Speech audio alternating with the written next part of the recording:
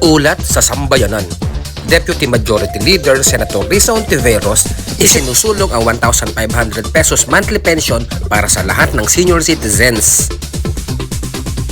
Hello mga kapaps at mga kamams, kumusta na kayong lahat diyan? Magandang buhay! Naku mga kapaps at mga kamams, mahalaga at makabuluhan itong sinusulong na panukalang batas ni Deputy Majority Leader Senator Risa Hontiveros na 1,500 pesos monthly pension para sa lahat ng mga senior citizens. Samantala, ating alamin ang pulso ng masa. Opormo ako, 1,500 sa mga senior. Dagdag pambili ho ng gamot. Marami naman kasi hindi naman nagkakasya. Paano na yung mga walang hanap buhay na matatanda na? Wala naman silang pagkukunan, lalo't nag-iisa sa buhay. Salamat po, Ma'am Risa. Sana'y matupad ang batas. Para po sa akin, napakalaking bagay po yun. Salamat po, Senator Risa. So para sa akin, mas maganda yung panukala na yan na mabigyan lahat ng 1,500, lahat ng mga senior citizen or yung mga tutuntong ng senior citizen ng pantay-pantay. Walang mahirap, walang mayaman dahil lahat naman ng mga mamamayan ay nagbabayad ng buwis. Kaya sana Senator Risa Hontiveros, maaprubahan itong panukala mong ito.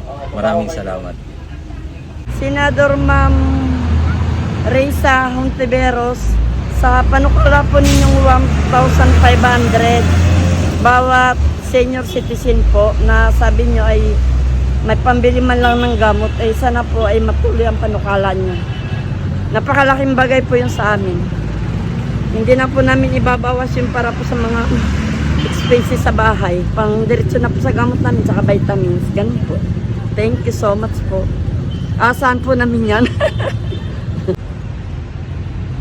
Ayan, Senator Lisa. So, isa po ako sa may mga lola po na senior na. So, yung matatanggap po nilang 1,500 kada buwan po is malaking tulong din po sa siyempre po, di ba? Yung lola ko po is meron din po siyang maintenance monthly. So, sana po, Senator Lisa, di ba, matupad na po itong panukalang batas niyo po. So, thank you po. Para sa akin, napakalaking bagay yung panukalang batas na iyan. Sapagkat katulad kong senior, na 83 years old na, ay ako'y gumagasta ng 8,000 a month ay pandagdag para sa maintenance. Pandagdag na po yan sa aking pangangailangan. Marami pong salamat at sana po'y masabatas ang inyong panukalang iyan. Salamat po, Senator Risa.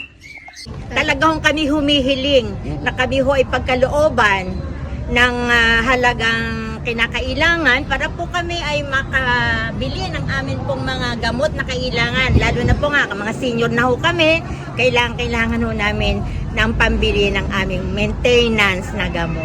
Malaking tulong po sa amin yun. Talaga. Napakalaking tulong po. Maraming salamat po, Senator Risa Hontiveros, sa inyong pagpapala. At sana po kami pagkalooban ninyo ng hinihingi po namin tulong. Salamat po ng marami. Bilang kabataan, maganda po yung sinusulong nyo, Senator Risa. Once na, ang kulang lang po is yun sa implementation po. Once na na-implement nyo po yung batas na yan, ang gusto ko lang po, ang suggestion ko lang po, is tutukan nyo po yung mga maliliit. Like simula po sa maliliit hanggang sa mismong ahensya nyo po.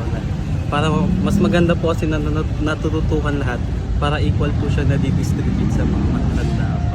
Yun lang po. Ayan, mga kapaps at mga kamams, ngayon ay narinig natin ang pulso ng masa, hindi lang mula sa hanay ng mga senior citizens, kahit na yung mga kabataan ay pabor dito sa panukalang batas ng ating Deputy Majority Leader Senator Risa Hontiveros na naway maging ganap na batas itong kanyang sinusulong na 1,500 pesos monthly pension dahil pandagdag nga naman ito sa maintenance o sa mga gamot ng ating mga nakatatanda. Okay, thanks for watching. God bless and I love you all. Mwah, chup chup wags. At mula dito sa bayan ng Indong, Cavite, ako si Rex Del Rosario, nag-uulat para sa Sambayanan.